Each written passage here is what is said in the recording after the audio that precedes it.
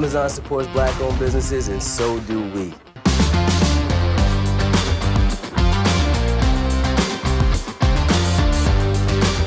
Today I'll be talking about related account suspension. As most of you know, Amazon forbids you from being involved with more than one account. Now we know tens of thousands or hundreds of thousands sellers have multiple accounts. And we want to tell you about what we know about it so you can avoid detection. We only know a small number of ways that Amazon catches you. They have lots of other ways that nobody knows. So here's a few steps you need to take to avoid detection. Never log into more than one account with the same device. Never log into more than one account from the same router. Never log into more than one account with the same IP address. Make sure you're treating your separate accounts like entirely separate businesses. Different names, different addresses, different phone numbers, different categories of products. If you're using virtual assistant or vendors, you're responsible for everything that they do.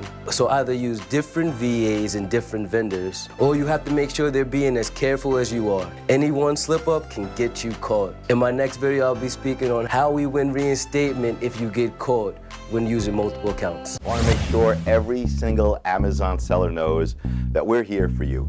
If you need a free consultation, if you need to bounce an idea off somebody because your account is down, call this phone number or submit your case online, and we're happy to talk with you to pay it forward by sharing with you the information that we have. If on your own you want to learn more about how we win related account cases, go to my awesome firm's website, AmazonSellersLawyer.com, and put in our blog search engine, Related Accounts. Now, I believe it is okay to run businesses how you see fit. You just have to know what the risks are.